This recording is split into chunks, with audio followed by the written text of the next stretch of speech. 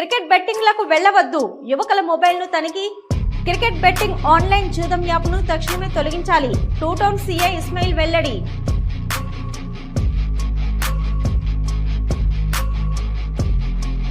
నంద్యాల పట్టణంతో పాటు పరిసర ప్రాంతాల్లో ఉన్న యువకులు, ప్రజలు, చిన్నపిల్లలందరూ చరవాణుల్లో ఉన్న బెట్టింగ్ యాప్లను, ఆన్లైన్ జూదం యాప్లను తక్షణమే తొలగించాలని Nandyal two town CI Ismail కోరారు.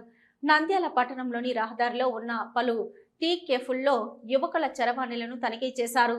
బెట్టింగ్, ఆన్లైన్ జూదాలకు సంబంధించిన యాప్లు ఏమైనా ఉన్నాయా అని తనిఖీ చేశారు. ఆన్లైన్ మోసాలకు ఎవరు గురి కావద్దని తెలిపారు. ప్రజలు సహకరించాలని కోరారు.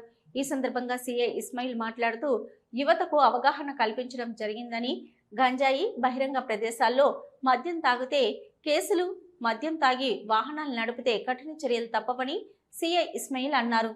యువత ఎక్కువగా క్రికెట్ బెట్టింగ్లకు పాల్పడుతున్నారని, మొబైల్ సెల్ ఫోన్ల యాప్ ద్వారా క్రికెట్ బెట్టింగ్ ఆడుతున్నారని, మీ భవిష్యత్తు మీ అరిచేతుల్లో ఉందని, మాయమాటలు నమ్మవద్దని, అదేవిధంగా తల్లిదండ్రులు కూడా మీ పిల్లలను కనిపెట్టాలని, ఏం చేస్తున్నారో తెలుసుకోవాలని, మీ పిల్లల పట్ల మీరు జాగ్రత్తగా చూసుకోవాలని, ఇప్పుడున్న తరుణంలో ఎక్కువగా సెల్ ఫోన్ల ద్వారా బెట్టింగ్లు ఆడుతున్నారని, ఒక్కసారి డబ్బులు పోయినా తర్వాత తిరిగి రావని, యువత ఇది గమనించి క్రికెట్ బెట్టింగ్ జోలికి వెళ్లవద్దని, గంజాయి, జూదం వంటి వాటి జోలికి వెళ్లవద్దని, మీ భవిష్యత్తును నాశనం చేసుకోవద్దని సీఐ తెలిపారు.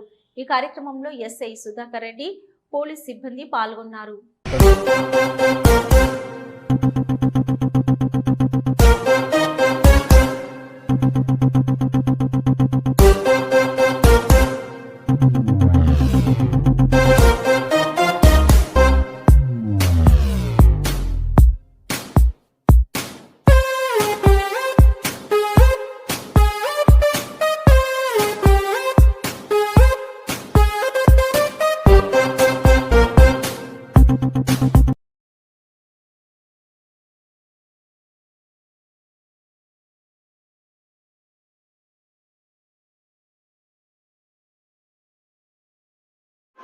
అందరికీ నమస్కారం.